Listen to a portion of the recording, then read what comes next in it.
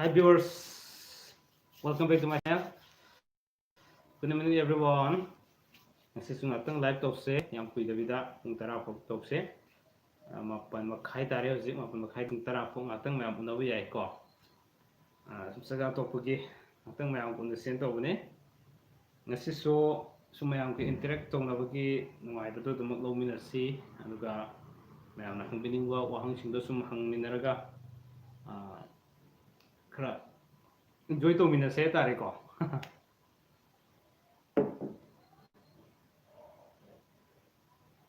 Okay. Duna yam thokpire yam nuwaije kana leibirage sum comment thabirakpu yaragani aduga nahan gi mamang gi live ta ai puri moja lechere waro yade am humang so bai tare ko aduna ne mayam amte de smai tok damne puri moja letlaga to jam nuwaije damne khetri mayam taru kai topic no ngasi topic sim nahan gi makha samthase nahan gi khoi gi sum da ai ngasi gamtang yingning bai tare ko khoi gi luhung amatungda mi se ai gi nupa ga ai ga nupi siga maming ani sumna yenga kanda nupa pokani nupi pokani habadu gi yeng se to ni ko ado sum me or la le so sum habiro ming sum na habiro sum ai gi so asigi keno si chap yung yam yong khangbadu oidri hadare ado khangliba khara se mayam da kitang share tokning mana hen mana asigi den aduga sig asum aran so isa da kitang khangong bai khara lei bai tare aduna ne amba tharakhe Rajkumar Gelis. Okay, welcome back to my channel. Bisolata and Iboso ko Bisolata and ai ingge chekulong tong pai jage han di sidi ko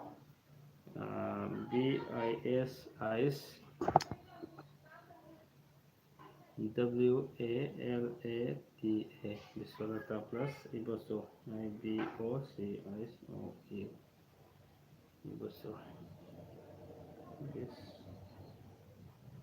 so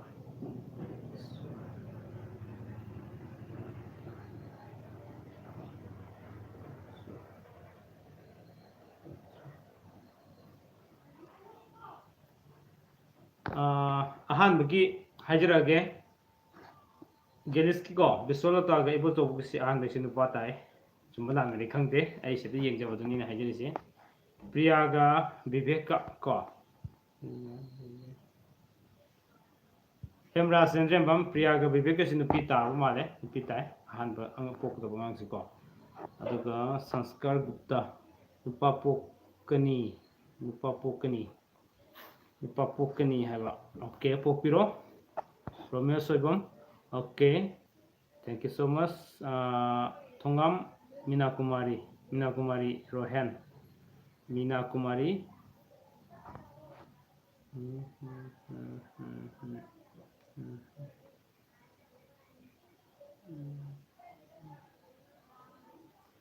Mina Kumari Rohan ngasi ahan bagi sinupa tai ingonda ina si hotsaba matamda Thongam Mina Kumari ngasi ko Ranjit hello Sinam Ranjit Sinam hello okay hello Ibo Tomba Konthaujam Ibo Tomba Kadambini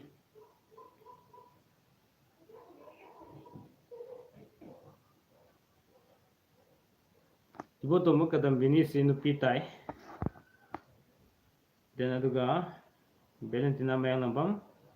Malayunganba and Valentina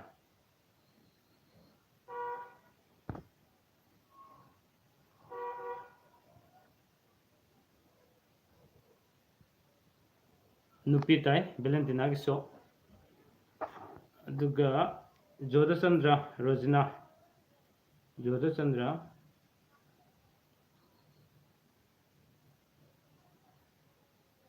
nupa tai chumuga se laraga sum habiro sidi ko ai aina fajuna hot chana sum chin pha khara sum tok jabane hot lagadi hot na to buni na lam khara sum yorong ne khanje Sanasam Suraj Singh Chauba and Rohit nupi tai then aduga Nirmala Kapil Sanskar Gupta ko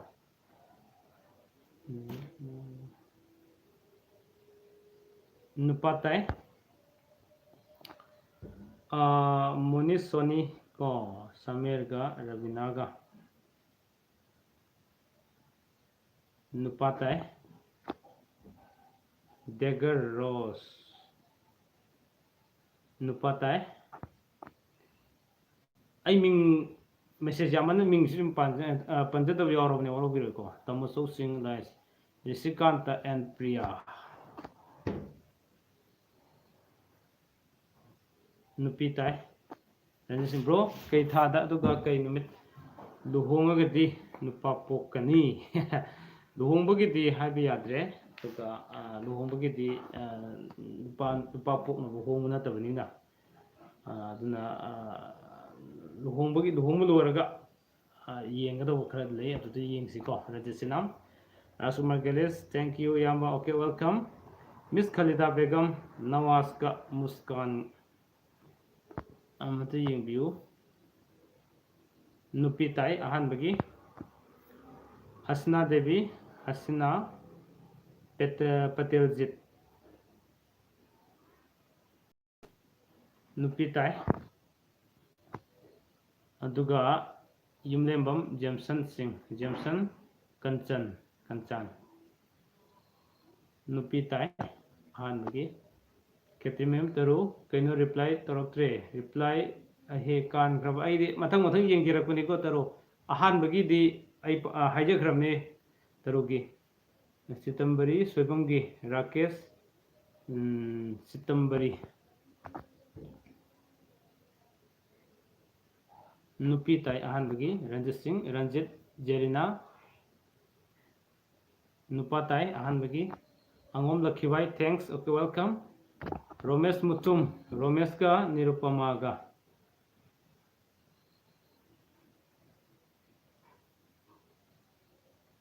Nupitai ahan bagi Ibo Toma Kothojam bro aigidi nipa ngakta ani sure kamai tawrino nipa ngakta ani sure ba pai Sanskar Gupta Nirmala Kapil haijakrabane Nupatai hena nupa natraga nupi pokani haibasi karamna khang kadabano amukta haibiro adugido kitang sange hatare ko aduna sida jik numidang haibasu nuwaidre abemcha inaw hemra sanjebam Nupatai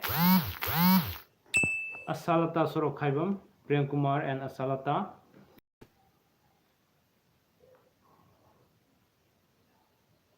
Nupatai Lancian Bisanu Subudhani and Buddha Nupitai RK Dagger Rose Nupatai Devata Soram Ko Devata Jamana Nupitai Ragu Sogol Sem Hai okay hi Bamina Langpolakum Nupi Poe Ahan Bugiti Christian Babina Christian Babina Nupatai Ahan Bugi RK Dagger okay Puspa Devi Nupaga Nupiga gi maming hairaga khangadro sum asi khangbu yaba khale masimungna pro 100% chumangdina te aduga ayam 95% is khar chumme hatare ko khar sum aina somda yengbu calculation ama tawjabane aduna neina yongna anto bunatri haido Somananda Tongbram, Somanda and Nobi, Somanda and Somanda Haiduniko, Somananda Havinatiko Nupatai Etujet Manipur Agi Pakidre Etujet Kise Hojik Laisina Ahan Bore, I'm going to think of say Aduga Yamnuaja Etujet Lakpiba Etujet YouTube channel ni mayam Igi Omna Hang Mani Etujet Manipur Yamnuai Bene channel se hariba etude channel su mayam subscribe to view aduga sida makhan gi yam nungai raba blog ke amaso inaw sina seme bani ꯑꯗꯨ A to Z ꯃꯅꯤꯄꯨꯔꯁꯤꯁꯨ ꯃꯌꯥꯝꯅ subscribe ꯇꯧꯕꯤꯔꯒ ꯃꯄꯨꯡ ꯑꯃꯨꯛꯇꯪ ꯐꯥꯃꯤꯟꯅꯁꯤ ꯍꯥꯏꯕꯁꯤꯃ ꯊꯝꯖꯒꯦ ꯑꯗꯨꯒ Dingko plus ꯕꯤꯕꯤꯆꯥ नुपा ताई असलता सोरक प्रेम कुमार असलता हाइजरम माले प्रेम कुमार असलता से नुपा ताई एम वरिस का तस्लिम का नुपी ताई आनबगी मणिपुरी कंगलेपा करिगिनो असुम सिदी टॉपिक अमगिनी हाबी यादरे अयाम कमन मैम हंगबिरपसी सुम तोगिरे अहानबा कोगी नुपा मदी मनाव अनिसिगी अहान पोकदबा मचादो नुपा ओइबा नुपी ओइबा अदुगी खरा सुम मयाम येंगनबने उमावती देवी उमावती गा ज्योतिन कुमार गा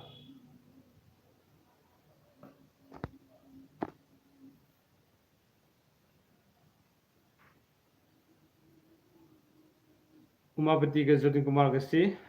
तो येंजेगो खितंग येंगबदा होत्रदि यारो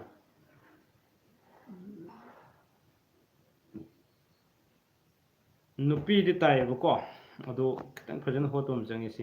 अइन चौरकम होतब गानदे नुपी तारे रुबानी सानी ओके हेमराज जंजेबम करुरा एंड तनुजा नुपी ताई उसम प्रिय कुमार एंड रोमिता प्रिय Kumar and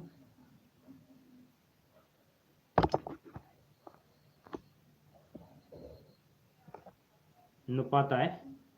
Gita Singh ओइनाम Rishikant and Gita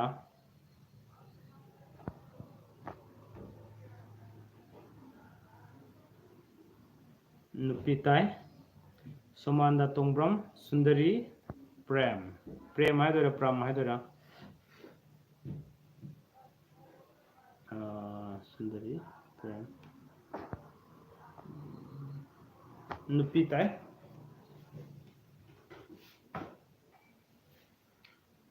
then Durga Anamika and Hemanta नुपा ताई सत्यम चंद्र एंड डायना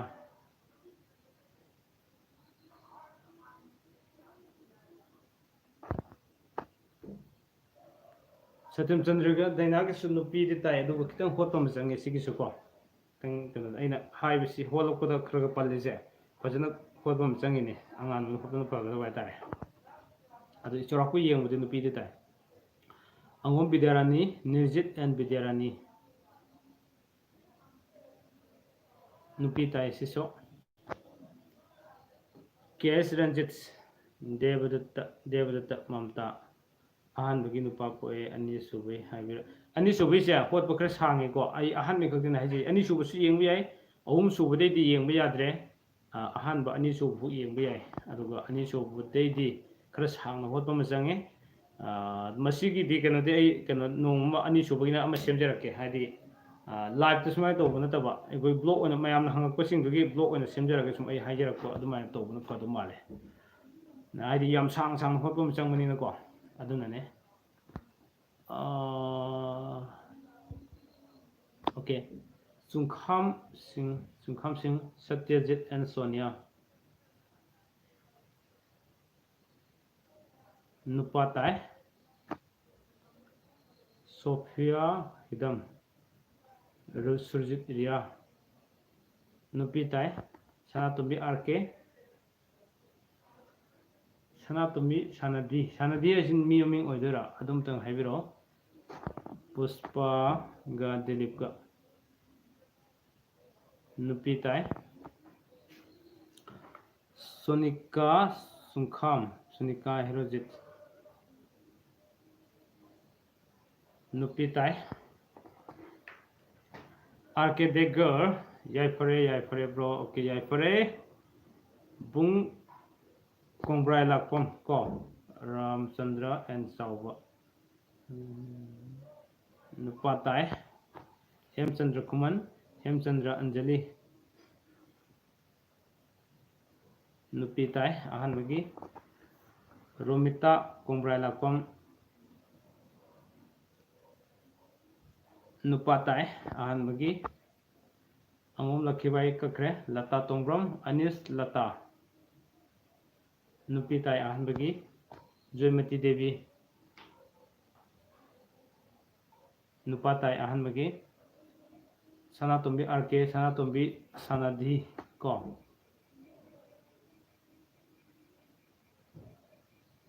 नुपा ताई अहनबगी उमावती लोंजम समरजित अमसुंग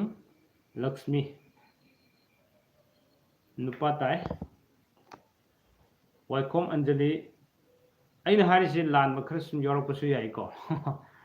चिन्फाना खरगा हाइजबने होटलगा हाइबोदि अमबुक सोइदबसु याइ अदुबो सोबि यौरसुम हाइबिरो अइ हाना हाइजबदुनि शरचंद्र अंजलि हाइजगरे बबिना लांपम की को अकोल बगी दी कईतागे कृष्ण बबिना अकोन बगी दो होटपम चंगे अदो इंसा हाइजबने याम सांगना होटपम चंगे को अकोन मेसे अनि सुबुतन अनि सुबु फोक्तने येंगजदुइसे अहुम सुबुदि येंग बियादे रोमेश मुतुम कका अमुक्तगा हंगजरी रोमेश निरुपमा नुपी ताई अहनबगी रोमेश निरुपमा नुपी ताई हरिश्मा देवी विश्वामित्र एन हरिश्मा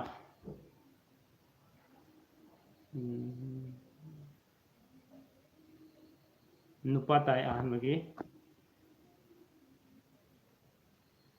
मीरा युंखाइबम कईनो यंगने सिबो फैमिली की यंगनबने सुम फैमिली की आंगांसिंग अहानब पोप आंगांसिंग नुपा ओइदोइबा नुपी ओइदोइबा ने सुम इखरा कैलकुलेशन खरा तौजबने मयाम सुम शेयर तौमिनबनेदा डीपीएल ता मैसेज कपिखरे रंजना सापम रंजना सुनील नुपा ताई मणिपुरी कंगलेपाक लंचेनबा मसुम लनलेबी नुपी ताई रंजित सिनाम सनाथोय रोशनी नुपा ताई परी मुरांगथेम nganthoi nanau नुपी ताई मयंगम प्रवीण को प्रवीण मुखियाना नुपी ताई अहनबगी A to Z, thank you, promotes to Birapagi. Okay, welcome. A to Z, once again, Amuka Hajage, A to Z Manipur YouTube channel Amani. Yam Nuaiba Matamgi, Kogi, Hujiki, Lady Suki, Asiki, Barrel, or Bamati, Yam Entertainment over program, Kamasu, Matamatamgi, update to Biripatugum of a channel Amani. I know the Pamana Hang of a channel. A to Z Manipur, may I subscribe to you have a Sitamzaki Amukahana. Aduga. Meera युमखाइबम मिरंदा Sasikumar को मिरंदा शशिकुमार नुपा ताई अदुगा अयाम मयाम इबिरकु मतमदा नुपाना हौरगे इबिरो को नुपीना हौरगे इरकु कांद खरा सुम एंगोंदा calculation खरा सुम मागी हेक तोबु खरा यावे नुपाना हाना हौरगे तुम इबिरो मयाम सनातुंबी R K सनातुंबी सनदी नुपा ताई हेमराजचंद्र एवं नीरज बेबिसा नुपा ताई चौबलुवांग नंग कई लमदगिनो ब्रो ओ आई हेरोक्तगिने चौबलुवांग हेरोक पाचुदगिने रुबानी सानी अजीजुर रुबानी नुपी ताई अहनबगी उमावती देवी थाजा इबोमचा नुपा ताई आर्केदेगर नौबी इनाव नुपी ताई किशन लकीसना नुपी ताई अहनबगी एटुजेट सुम्रा येंगे तोबनी नोंसाबा जानसिरानी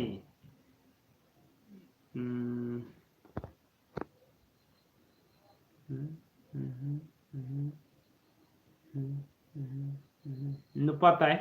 नुंसाबगर झांसीरानी के अहम से नुपा ताई अदुगा हरिश्मा देवी विश्वामित्र हरिश्मा शहर मधुबजु मालिको नुपा ताई अंगोम लखीबाई अरविंदर नुपी ताई अहानबगी रोशन सिंह रोशन मेनका नुपा ताई परई मुरांगथेम नुपी ताई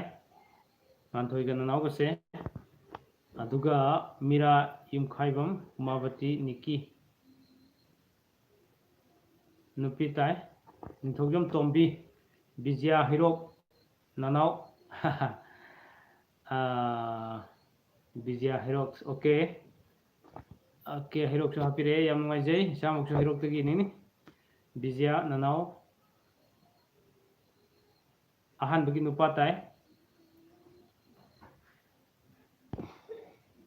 अदु आई हाना कनो हाजम से निपा हाना इबिरोनसु हाजकिबनेको सोइबे हेक यावरकनी नुपी हाना सुम इरकसे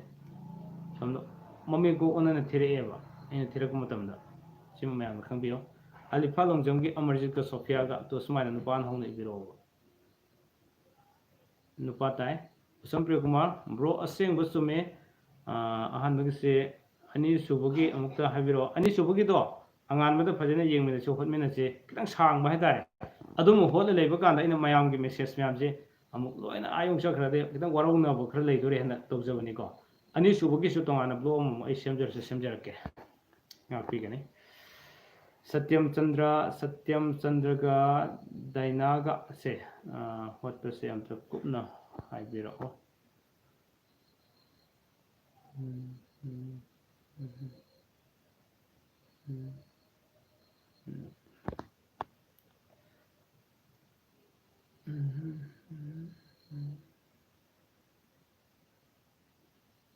सत्यम चंद्र को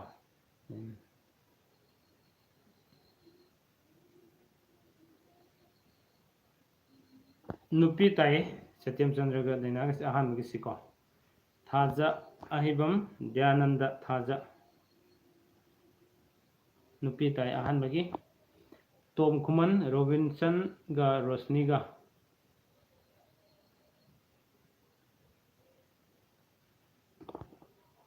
नुपा ताई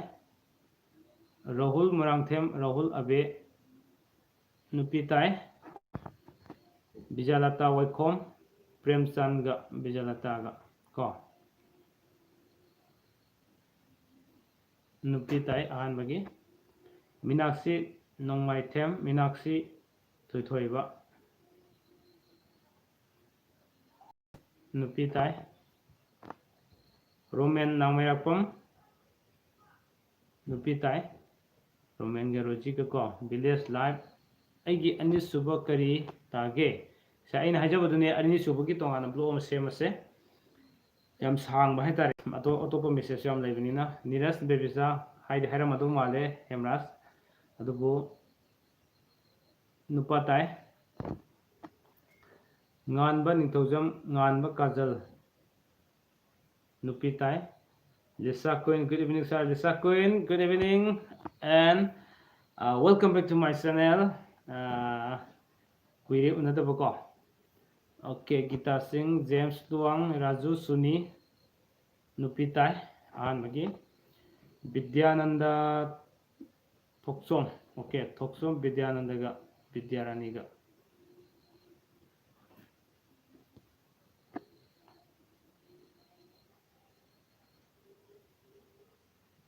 Nupi Tai ahan bagi Cyprus besang tem Cyprus premi Nupi Tai ahan bagi Pinky murakem ka kre as misesi am dai ri sidi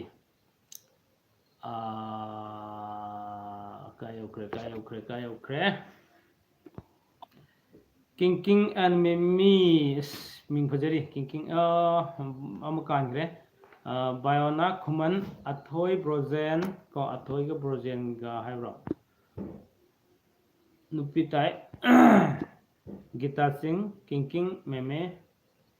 nupi tai Cyprus lesang tim Cyprus Premi ko nupi tai Kisan ga Lakisna ga haida haijagrabane nupi tai Parai Moirangthem Nganthoi Nanau nupi tai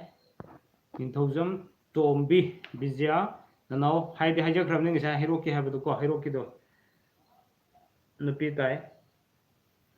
okay aduga longjam kyobati oh sanam lae yam kuiri udaba san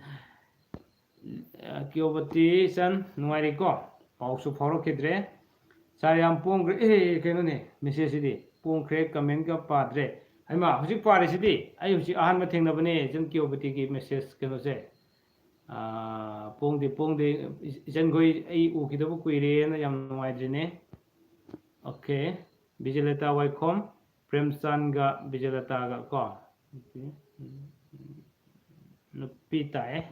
kitang kodom changi si jo Sophia Hidam Maipak Piga Tondon baga nupi tai ahan bagi Waikom Anjali Sharat Chandra ga Anjali ga nupa tai ahan bagi Baliona Hara Beliona Kuman Athoi ga Projen ga haide hai kibturang se nupi tai maibum Visikanta aigi di haidera Yangnam Yasna Sanu Yangnam Yasna Sanu Sumit Yasna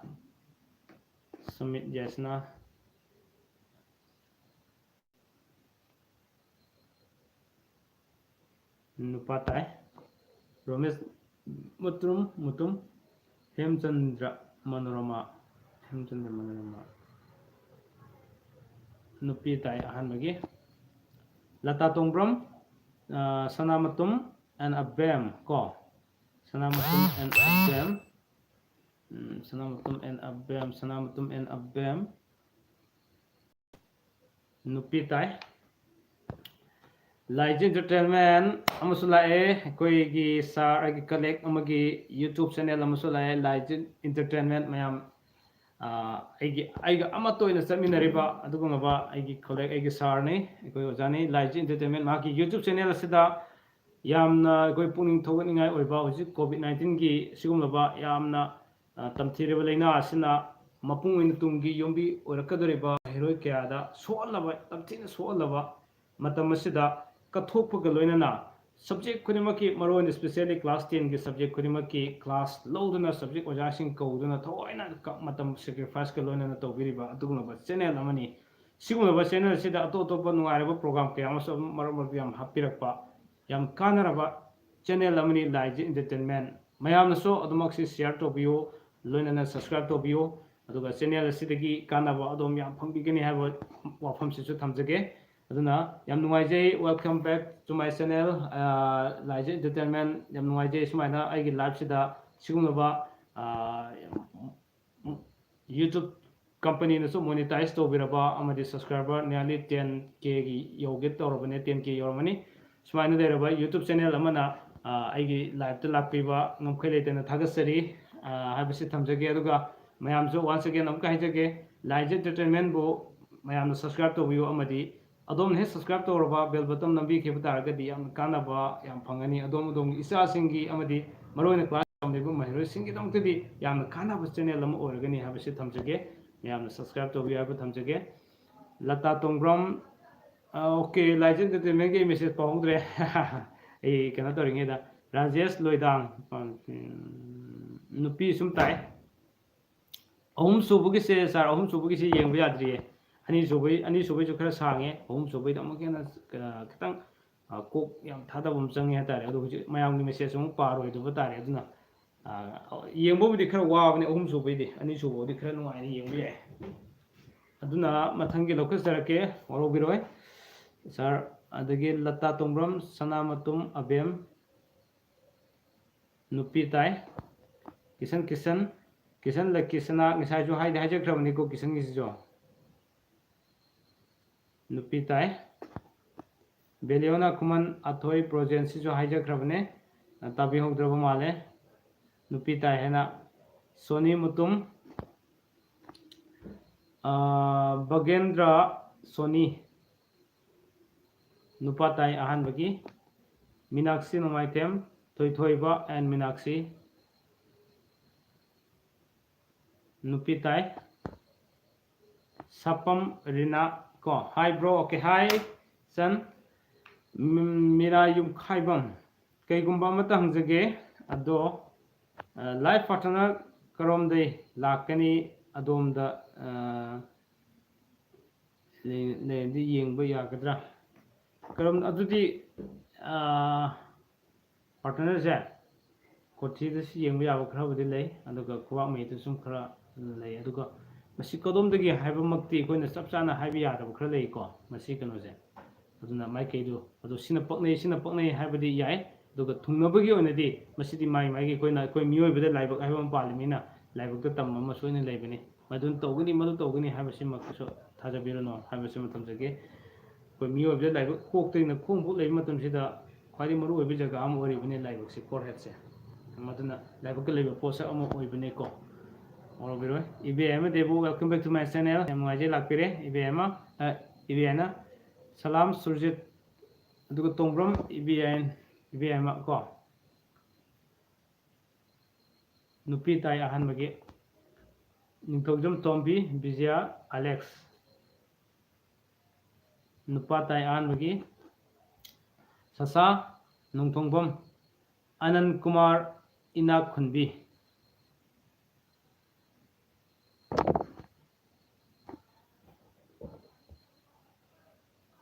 nupa tai ahan bagi Jiko Sorai Sorok Khaibam aigidi keitage adumaina hangagadi mi maming haidragadi ai ngamjadre ko Anandjina Oja ani subam ta hayengmo ani subaji kisa aina hajabudune tongana blom da yengmine se natraga phone to biraga whatsapp ta thabiraga yengmine se kitang tamna yengmom changi angan budi yengsi ko Chan Nomai Them Premton ga Chanchan nupi pokani ahan bagi Premton ga Chanchan se saya ahan them Vicky saya nupi pokani Manipuri kangai pak yamba Thambal sang amad en mangijau nupi pokani ahan bagi Kisan kaka ani subagi di Kisan angi subai si habira ano ko Lainje Entertainment Rajesh Loidang ahum suba ai ngisa ju hajakre ko Rajesh Lainje Entertainment ni maram dasu hajare ai bedi mayamna amuke ai remind tawjege Lainje Entertainment dagi kanaraba koigi like lai sugu mari leinaba amadi nuaraba topic kya am ubu phangbigani subscribe tobiyo ko aduga ahum subugse sir ahum subuse kitang tapno honminarase sir ko ai toroga kitang sange ai message mayam ji paduna am loi hundok tare aduna orobiro ko Sunindro Khundongbam Sunindro Susila nupi tai Pritam KSS Pritam Sanatoy nupa tai Doli Khaidem nupi tai Deepak Rani gasiko Ningombam Asutos Aton Maya nupi tai San Pukrambam hangbadi hangjaningbani nupa lejatabanina Chanfris Pukrambam kanoda hujik natraga susum aigi WhatsApp ta lakpiyo ko WhatsApp ta lakpiyo duka angam gi kai to chike to si habi singdo thoina wabi gano anga si fodai mayam ga seba tana adum mangjin thar ga laksabane hetare gi channel sina ko namlibu makhedi adu sometimes ai mar atang thajage message sibu le ko to sometimes kana gum makhrana sum negative lakhuso dum yaw to bedina te du si hona sani alubura amalobuda tin chang khra yaw ba si da dum hona sani ko adu ai ꯇꯣꯗꯣꯅ ꯑꯩꯕꯨ ꯊꯤꯅ ꯉꯥꯡꯕꯤꯔꯛꯄ ꯑꯩꯕꯨ ꯆꯩꯕꯤꯔꯛꯄ ꯈꯨꯗꯤꯡꯃꯛꯇꯣ ꯑꯩꯕꯨ ꯈ꯭ꯋꯥꯏ ꯅꯨꯡꯁꯤꯕ ꯃꯤꯅꯦꯅ ꯑꯩꯅ ꯂꯧꯖꯩ ꯍꯥꯏꯇꯥꯔꯦ ꯑꯗꯨꯅ ꯑꯩꯅ ꯍꯥꯏꯖꯅꯤꯡꯕꯗꯤ ꯑꯩ ꯃꯇꯝ ꯈꯨꯗꯤꯡꯃꯛꯇ ꯃꯌꯥꯝꯒꯤ ꯁꯦꯕꯥꯗꯤ ꯑꯗꯨꯃꯛ ꯇꯧꯗꯨꯅ ꯂꯥꯛꯆꯔꯤ ꯍꯥꯏꯖꯕꯅꯦ ꯑꯣꯀꯦ ꯑꯗꯨꯒ ꯖꯤꯀꯣ ꯁꯣꯔꯣꯛꯈꯥꯏꯕꯝꯒꯤ ꯖꯤꯀꯣ ꯗꯦꯕꯤꯀꯥ ꯖꯤꯀꯣ नुपा ताई रोशन खुमन की कखरे रुबानी सानी नवाज शरीफ समीना नवाज शरीफ ऐसी मी की ममिंग अदुमक ओइदोरिबा से इको युमनाक्ता याउदबा नवाज शरीफ ऐसी मी अमगी ममिंग जुम ओइरगदे जुम आई खंजदबैनिको नुपा ताई अहानबगी सी ओइरगदे अदुगा जयचंद्र खुनोंगम जेमसन का लखी लेखा प्रिया है लेखा प्रिया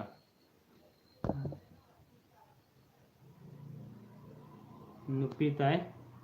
थोंगाम मीना कुमारी कका हरिदास का ममतागा नुपी ताई अहानबगी राकेश थोंगाम राकेश सोनी नुपी ताई Lisa Queen, good evening sir. Once again, good evening Lisa Queen. Welcome back to my channel. Okay. Bayona Kuman Projen Athoiga. Hijagrabane. Nupitai. Wayan Bam Manoranjan Priscilla. Nupatai. अदुगा बिजलता वाइकोम प्रेमचंद गा बिजलता को सिजो हाइजाग्राबने नुपी ताई जोगेंद्र गांथोय केल्विन मैथ्यू गे को नुपा ताई अंजलि सिंह लवन्या नुपानी को अंजू लवन्या को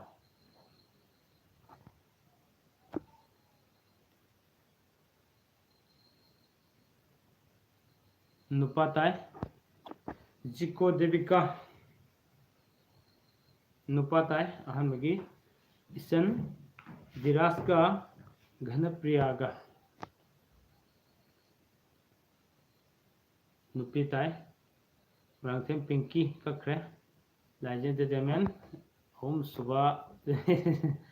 साई खितंग सांग होत कदोरेन तोबनी को सर लाइजेंड जेमेन की अदुना अहूम सूबगीसे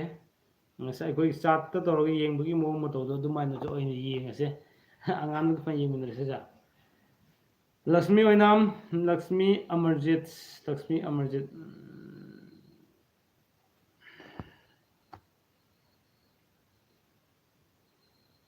नुपा ताई इबुंग नुंगारिबो नुंगारी डीजे ओके नुंगारी नोसु नुंगारमखनी को बिजलता वाइकोम प्रेमचंद का बिजलता का हाइजाग्राबने नुपी ताई बेबिचा लिसंगबम थोई लेमा नुपा ताई जेमसन लेखा प्रिया हाइजाग्रे को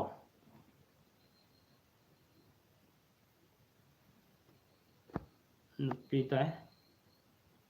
वाइकोम लेम्बो वाइकोम रोनिबला नुपी ताई अहानबगी गीता दमानंद नुपी ताई अहानबगी मेसेज लोइन नाइदे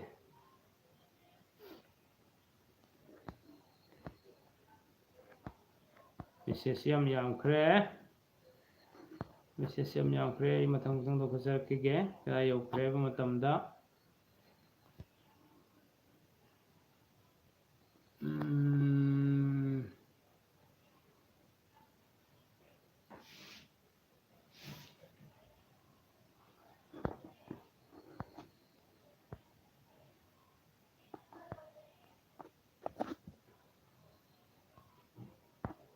मेसेज मैम से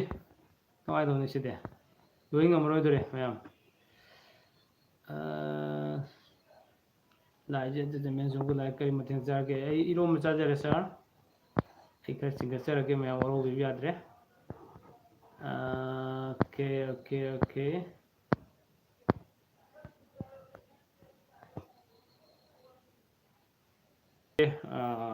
कनोदा WhatsApp तो खरा हंबिरो अदुगा आई ब्लॉग सुम सेमजरगे मैं अदुमाइन खरा तौसिको सिगी आई यामनगरे मेसेज सिदी आई लोइबु ngमरो सिदी हियें हांसिदु पादोरे तारिको इसमें वरो भी रनो सिदी आई की नंबर हाइजरकेको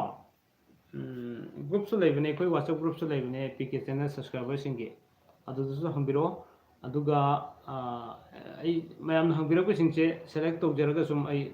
कनोदा सिगी सेमजनबा ब्लॉग ओइना सेमजनबा म तौजरगे तारे आई मैम की फनमने सिंजरेसे ngasiगी मेसेज से तसेंगना हागदी यामनगरेबा मैम से लोइना पौकुम पिनिंगे पौकुम पिबु मतमदा होजिक फोन जो मै लोइदोरे तसेंगना हागदी आई फोन से सिंद्रि है तारे होजिक लॉकडाउन लाइबनिना नहान फोन से यागिदबदो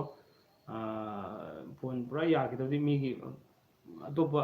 इनाउपागी फोन बहुत अमा पारगा सुम मैम की सेवा तौजरपने ऑनलाइन दबदी अमा चेंगरी अदुना मैम वरो बिरन आई सोमदा हाइजद्रगसु थाबिरेबा मेसेज मकेसे होजि आइना लोइना पाबो ngमहौद्रबा तारगसु सोइदनबकी कनोदा सिगी लाइव चैटिंग निंगना मेसेज मैम जे आइना थीबजो खरा वानी WhatsApp ता थाबिरो मेसेज तो WhatsApp थाबिरको मखेदा सोइना लखसगे हाबो वाफम जे थमजगे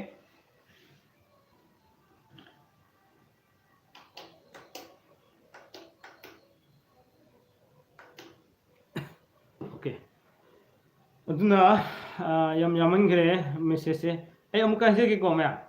होजि न्याले पुंग से का थेंजले पुंग तरा बुक तो तो ने तरा करे हेदोखरे तारे तरा के मिनिट कुन योदरे होजि लाइव थार से मिनिट 45 मिनिट थाजे कदबा होजि 42 योरे अदुना आइना हाइजनिंग बदि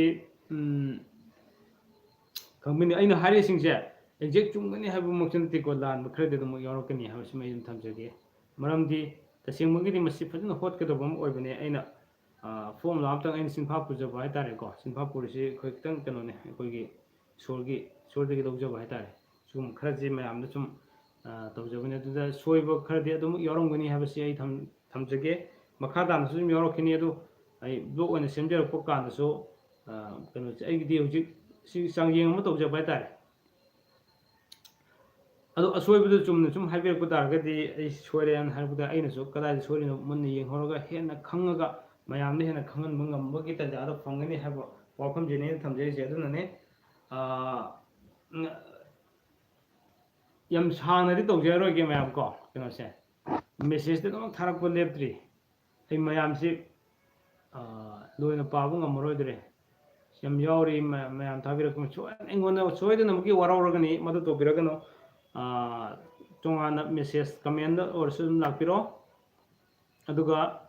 WhatsApp ता हमगे सोंबिरो हाय बखरत थमजरगा आइगे लाइव से मयामदगी लोसिन जनबगी तंजादु योगदरो माले अदु अरोइबोइना मयामदगी आई हुजिक लेरिबस मेसेज सिंजे आई लोकस रोइगे यामनखिबन को अतोप सजेशन ओइ मेसेज खरा लागदे अदु मिनिट अनि तंग आई लोकस जगे हातारे मिनिट अमतंग ओरसो आई चैनल से सि तोरगदि सि फजनी अदुगा हुजिक आइना तोरिबो मोंग से मैम की पेनबी तौरबदी हेन नुआईनी चिंबसिंदो थाबिरगनी WhatsApp नंबर अब थाबिरो असिम आई हाइजरगे अरोइब लाइव मेसेज मके पाजरगे को वरोबिनो मैम प्लीज मैम सेवा लोइन तौनिंगे अदो हेन मपुंग फानबगी दमदे आई नंबर हाइजरगे 700 59 833 96 अमुक हरके 700 59 833 96 मसेगी WhatsApp नंबर ने दुगा आई सब्सक्राइबर सिंग ओइबा कोई सुम वरी बताई ताथोक तसिन तौननाबा टीके सब्सक्राइबर ग्रुप आइना कोई कदमसु सेमजबने WhatsApp ग्रुप में नामसु सेमजबने को असिदा सुम मयाम यावबिनि मुलरसु सुम हाइबिरो यागनी दुगा आइना थमजनिंग बमना तोंगान हयेंग युमालोन लमजिंगी अइना तोंगान युमालोन लमजिंगी होजिक नियाली को एपिसोड 30 यौख्रबने को 30 फनाम थागलबने मसिमतंग खितंग मुन्ना ताबियो मैम जुम्बालो लमजिंग एपिसोड कुन योरबने हयेंग कुंथ्रा माथोय सुबा सॉरी कुंथ्रा योग्रबने हयेंग कुंथ्रा माथोय सुबा 31 एपिसोड हयेंग थागलकनी मयामने यामन तोयना हंगबीबा कुगी येक अमदगी येक अमद ओनखिबा जुमलाक्सि कई दागे खंगबिदबसिंगदो हयेंग सोयना मयामद उहन फंगिरगनी अदुना कहनी यारिबा मखै मयामनसु सिगी कनोसी हयेंग थागलकदोरिबा जुम्बालो लमजिंग कुंथ्रा माथोय सुबा तांतक्सि याम कानाबा फंगनी येक सलाई से कोई मपुंग फाना खंगद्रगदि यारोदबा येक करिनो सलाई करिनो हासु कितंग आई सुम हाइजबने हयेंग से मयाम उबो फंगबिगनी को अदो आई मेसेज अमनिगा लाइसे मखा ताबा मेसेज सिंगनै दखजदुजे ओरोबिरनो चन नोमाइथेम अनिसुबा की ब्लॉग सेमबिरो ओके आई सेमजरके मीरा युमखाइबम मिंग हाजरमो आई मिंग कामेश्वर भक्तायन सुम कौनै को आई एकेडमी ओनदि कामेश्वर एन चलमने कामेश्वर मंगांग okay then ohun subagi to habiro okay brogi live amatta phone number live to in thabiro okay ai thana hona jarake sum rahul marangthem ajit phone number amta ga habiro okay hajarke 700598396 amuka 700598396 okay वफम खरसी के लोने ना असी मयाम दगी दिसुम कायना नबो यातंग निजरसरा निजरगे को हयेंगी अइगे अनोबो blog म जुम्बालो लमजिंगी कुंथ्रा मथोय सुबा तांककी ये अमदगी ये अमद own खिबा करम ये जुमलाक सागे सिंगनो अमदि ये करिनो